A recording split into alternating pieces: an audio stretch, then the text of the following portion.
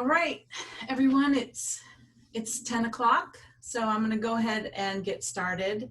Thank you all so much for coming to this meeting. I think it's always great to check in with you guys, and I really look forward to the day, maybe a year from now, when I could actually meet some of you face to face. So in today's meeting, we're going to, before we start, I want to make sure that you know that we're recording this meeting, and then we'll archive it and put it on our Digitex YouTube channel.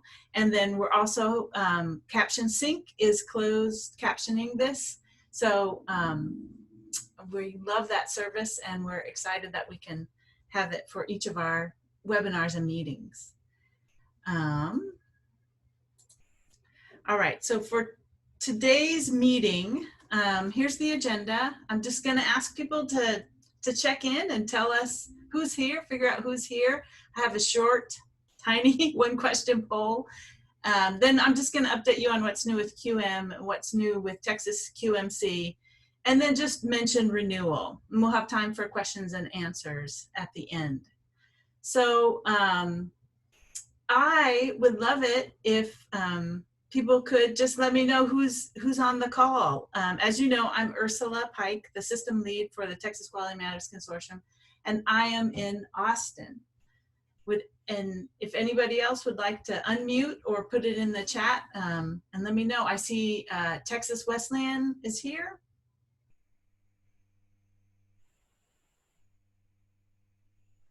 Anyone else? I'm Julie McDevitt. I'm from Palo Alto College in San Antonio, one of the Alamo colleges. Awesome. Welcome. Thank you. Hi, Ursula. Good to meet you. I'm Rudy Lopez, also with Alamo Colleges, the district office. Rudy, we have communicated many times through email, so it's yes. great to meet you virtually. Yes, and thank you for all your help in the past few months. I appreciate it very much. Yes, for sure. Hi, Ursula. I'm Ann Blackman. I'm the Director of E-Learning at Collin College, and I've also got Pamela, Darlene Facio, and Townsend Nelson, who are two of our coordinators here at Collin College online as well. Well, great. Welcome. It's great to... Thank you for coordinating this, Ursula. This is really helpful. Thank you. Good, good. All right. Anybody else? Good morning. This is Laura Lane Worley from Lee College in Baytown, Texas. Hi. Oh, and I love your background. Yeah, I'm pretending I'm at Minute Maid Park. That's great. That's great. Good morning. I'm Dorcetta Williams. I am the manager of the Center for Teaching and Learning Excellence at Houston Community College. Hello. I've communicated with you through email, so it's great to talk to you. I'm glad you're here. Good to finally meet you virtually as well. Yes, yes. All right, I'm going to go ahead and go to the next slide. So, I don't know if any of you have seen the talk about using Bitmojis. I've seen a lot of stuff on Twitter about setting up a Bitmoji classroom. So, and I think it's so fun. You know, I have teenagers, so they taught me early on how to use a Bitmoji. And so this is about though as close as I got to the beach this year. So I am going to, if I can do this, launch my poll. Were you able to take a break this summer? Many of us had to cancel or change or challenge our summer vacation plans, but I'm wondering, was anybody else able to do anything?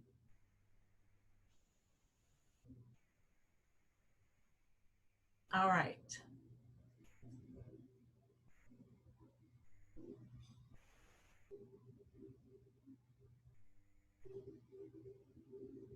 Okay, I'm gonna end the poll. It looks like everybody's voted, and then share the results.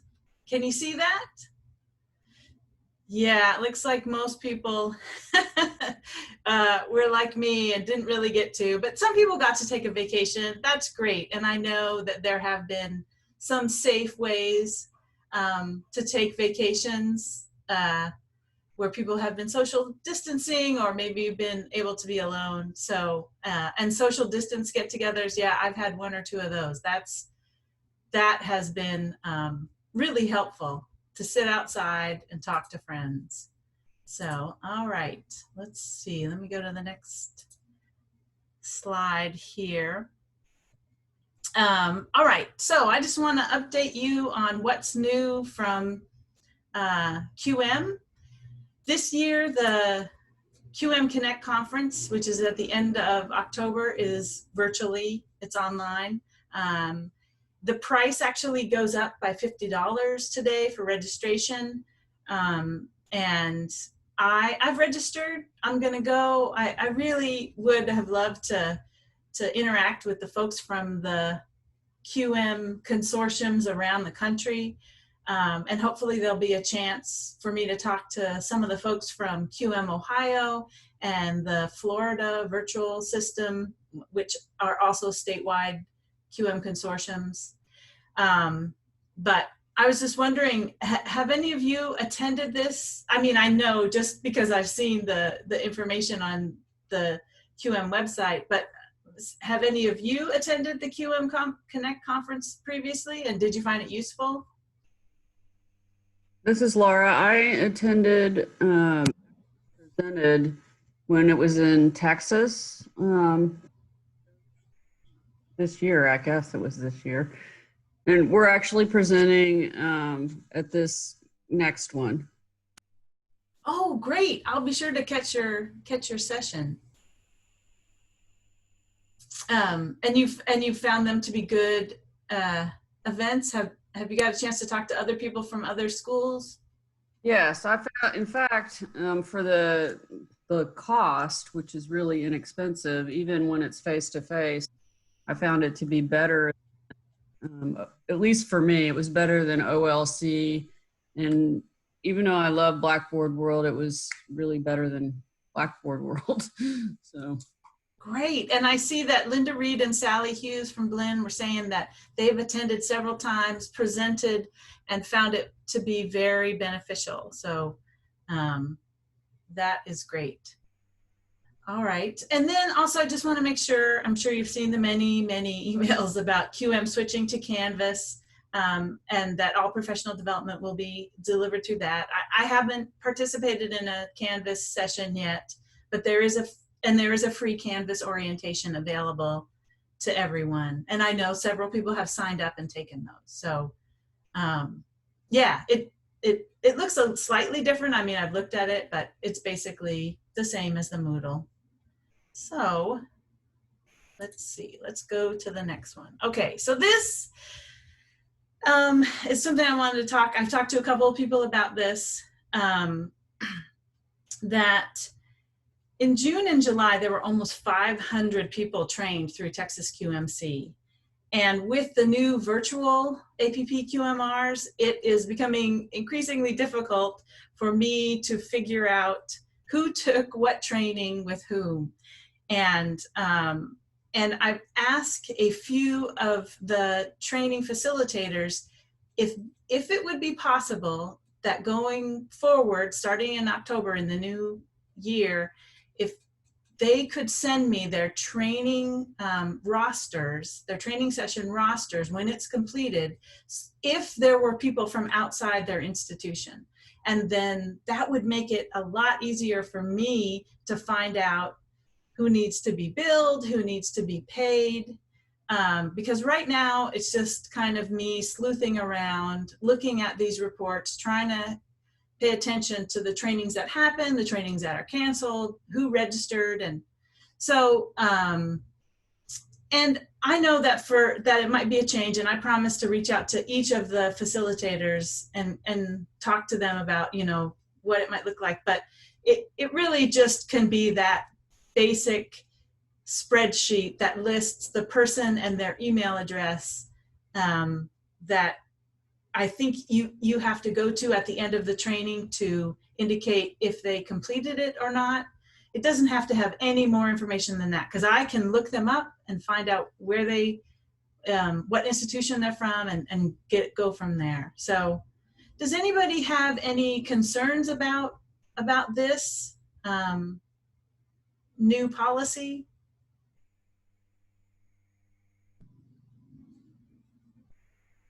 Nope, I don't see any. Okay, well, as we move forward, yeah, I'll communicate that to each of the facilitators. And again, I won't, we'll start it in October, and it'll help me, and hopefully I'll be able to pay you guys faster and invoice the schools. So great. All right, so I really wanted to look at all the activity that we've done this year, and put together a Texas Quality Matters Consortium annual report. You know, I used to be a grant writer, and I love playing with spreadsheets and putting together charts and tables so people can visualize data. Because it's one thing to say, you know, you've trained this many people, and it's another thing to see it on a colorful chart. And I'm going to see if I can share with you the example of some of the information that's going to be in the report. So can you all see this, the Texas Quality Matters Consortium? Can you see this pie chart? Yes. Okay, great. So from October of 2019 till end of July, there were 1,922 Texas Quality Matters Consortium training enrollments. So, you know, that there can be some duplication if someone took a Designing Your Online course and APPQMR, but that's a lot. And as you can see, APPQMR made up over 70% of those trainings. And I also like this snapshot because it was kind of right as we were adding Designing Your Online course to the licensing that we can offer. And so I think this will be really good to look at next year and to see if hopefully the DYOC numbers have increased. And another thing that I really wanted to do is quantify the value of these trainings. You know, if just to show, I don't know, administrators seem to respond well when you can put a dollar sign to the money you're saving. And so the value of these trainings is calculated based on what it would cost for a non-member. So like the $300 for APPQMR.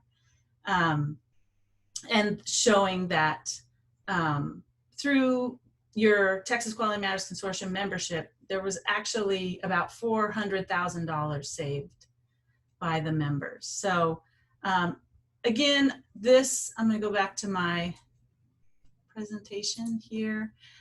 Again, we'll be looking at that report will come out, and we'll send it to everybody. I think at the beginning of September. But I also wanted to make sure you knew how to pull those kind of numbers for your own institution. And you can go to the custom reports section underneath your institution's name, and there is something called a course start date report, and then you can click you can set the date, whatever, if you want to look at the last month or the last year, and then you run that, and then you can export it to Excel. And it won't give you the dollar amounts, but it will, but I think that you know that the virtual trainings don't have a facilitator fee and things like that. You should be able to maybe calculate on your own, and I'd be willing to help you figure out those savings if you're interested. But the raw data, the raw report tells you how many people have trained and what trainings they've done, and it's pretty exciting because we've been so active to see who's doing what. I have a PowerPoint that I will send out when I send out these slides, which just says the 4 steps, these 4 steps. I show you how you can run that report. And again, if you have any questions, follow up with me. But I just think this data is really important. Yeah, and I see you'd be interested in figuring out calculation of savings. I'll follow up with you, Laura, and show you how I did it, because anyway, so I'll do that, and I'm open to helping anybody else too. So, all right. So yes. Julie has a couple of questions in the chat box. Can you see Oh, those? thank you. Yes. Is increasing enrollment in QM training one of the goals of the TxQMC?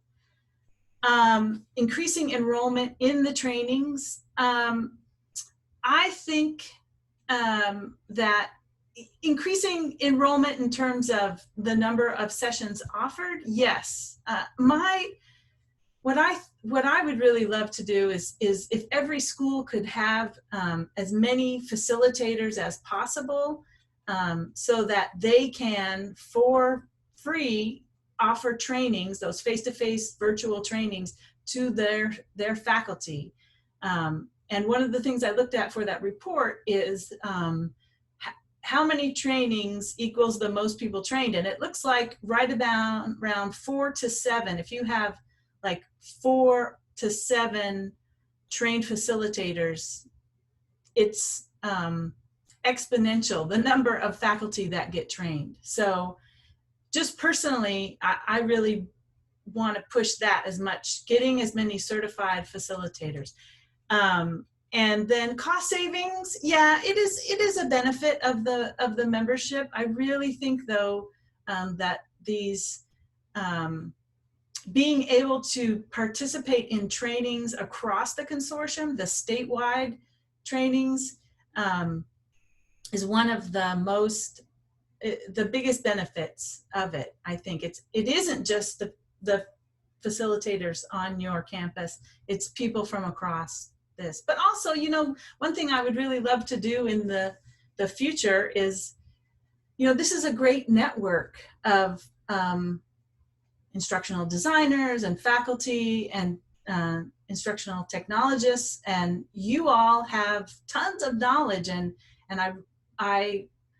my dream is that maybe next year or whenever it's safe that we could maybe get together and have some kind of TxQMC gathering, conference or something, and really help each other address some of the issues that we have. But with everything the way it is, I'm going to hold off on planning that. But yeah, I think that. I hope I answered your question. Okay, great. All right.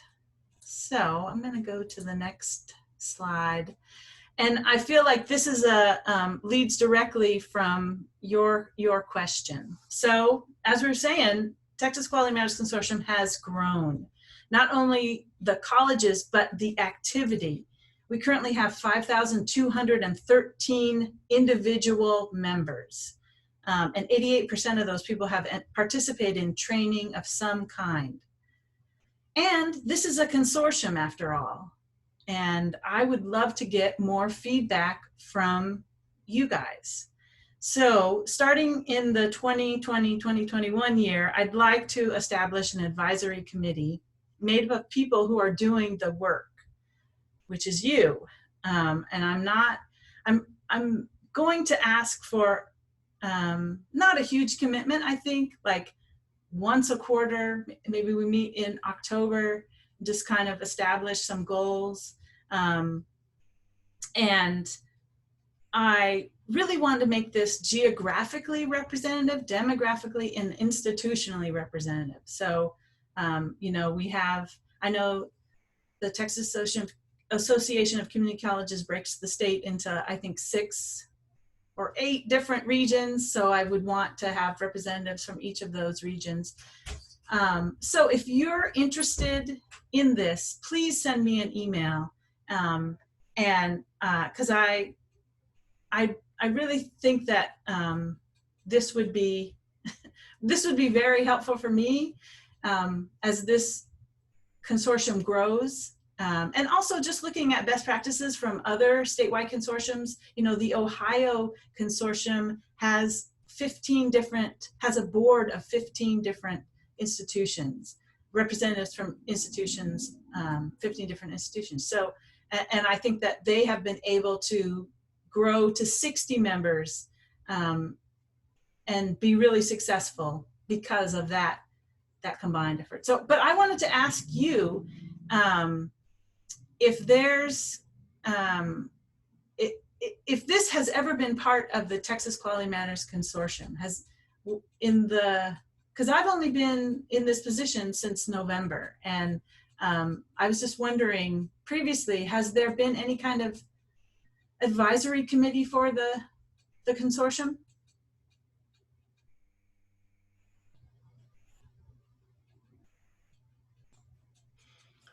Not that I know of. Not that, okay. All right, that's good to know. All right, well, great. And I'm really looking forward to that. My background is in community development and working with community boards and community-based organizations. So I see it as something I'm really excited about and looking forward to. So, and if I don't get volunteers, I will definitely be reaching out to folks to try and volunteer you. So, all right, I think we are getting close. I wanted to let you know that the renewal notices are we're going to send those out next week. I meant to get them out this week. I didn't have a chance, so I'll send them out next week. And what we really need to know by mid to late August is if you intend to stay with the consortium and renew your membership. The payments we'll need in September, but we have to tell QM by, I think, August 24th if we will continue to be a 30-member consortium. And, you know, not everybody renews. I understand that sometimes it's just not a good fit. But I just need to know, because we'll be billed based on what we tell them by late August. And I also wanted to say that the prices aren't going to increase. The membership fees will not increase. The training, none of that will increase this year. QM has told us that they actually were planning on increasing membership fees this year, but because of the pandemic, they have decided not to, which makes me nervous, thinking what's going to happen in 2021, but that's down the road and we can deal with that then. And I would really love it if the QM coordinators could review the folks that are listed, that are associated with your institution. Because as I said, we have over 5,000 individuals. And that's great. I think there are some folks who've been on there for a long time that may not be, I don't know if they're still involved. And also just to make sure that the QM coordinators for your institutions, the people I will need to go to if I have questions, that list is updated. And I'll send out information about that. Are there any questions about that at this point?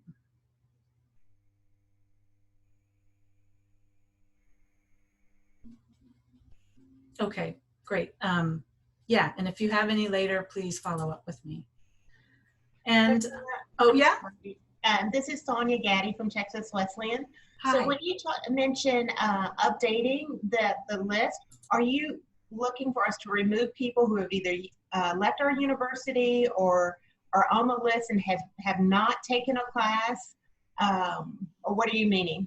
Oh, I guess what I'm meaning is if there are individuals who are no longer at your university, I would like to know, and I can take them off or you can take them off. I'm not sure what the policy has been in the past, but if someone isn't affiliated with your institution anymore, I would like to know if that is going to require a lot of work on your part. I understand that everybody's busy, so maybe we can talk about that. But if you see names on there that you're like, this person is no longer at our school, let's go ahead and see if we can get them unaffiliated with your institution. They will still have a MyQM account, but they just won't be affiliated with your institution. Ursula, do you know if you take them off the list, will it take them off your institutional list of people who have completed training? No, it will still, you mean, it will still show up on their account. Are you saying if you ran a report trying to find out how many people completed training during a certain period of time, that would just be one less? That's what I'm asking. Yeah. If I take people off that are no longer associated, because we've had some people who completed the QMTOC and then left the institution shortly thereafter. And so, you know, I like to count them as people we trained, but right. But if they're gone, then they don't really help us in terms of an institution. Right. I was just curious. I already got the list, so I can take them off. It's fine. Well, let me ask QM how that will reflect on your institution. I just know that for the individual, if they transfer to another institution, that still shows. Like if they got certified at your institution, they are, but I didn't think about how it would impact the member institution. So let me follow up with QM and C, and then get back to you. I'll send a notice to you specifically, but also to the Google group. Thank you for asking that question. Thank you. So now, that was all that I had prepared. Oh, and I forgot to mention that Linda Reed and Sally Hughes from Blinn College will be presenting on September 9th at 2 p.m. It's a Wednesday. They'll be reporting on, are doing a presentation on building quality online courses at Blinn College. And it's part of the Digitex webinar series. We had an announcement in our newsletter that just went out, but we'll send more information out in the weeks ahead. So I'm excited to hear their story, how they came to QM and the TxQMC. So yeah, I'm excited too.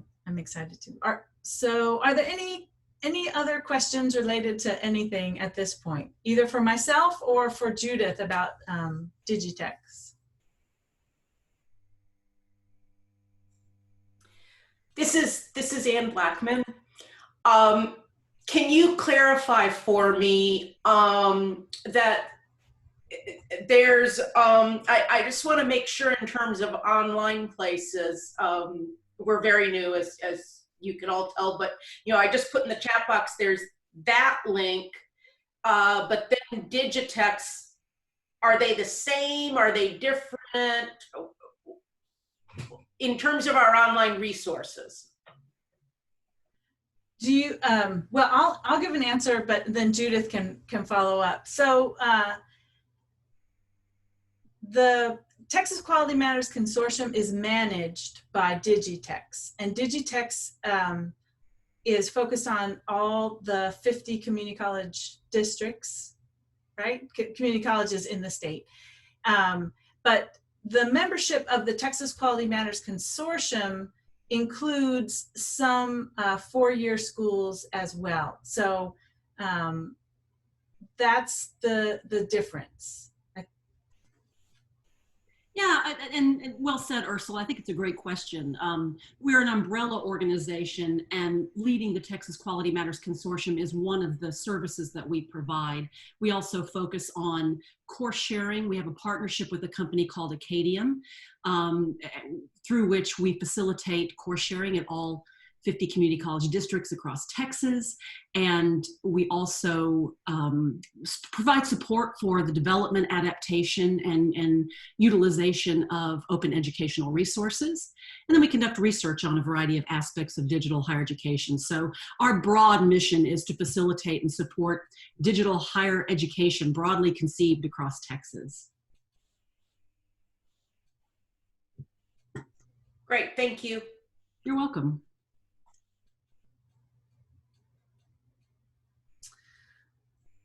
All right. Well, if there are no further questions, I really appreciate you taking some time on a Friday, right before the semester starting. I know you have a lot of work ahead of you, and I really appreciate everything that you all are doing. It's been amazing to see everything. That's all the activity. It's just been amazing. So with that, I hope you all have a good weekend, and please follow up with me if you have any questions. I will answer them, and I will see you later. Thank you. Bye. Thanks, Ursula. Thanks.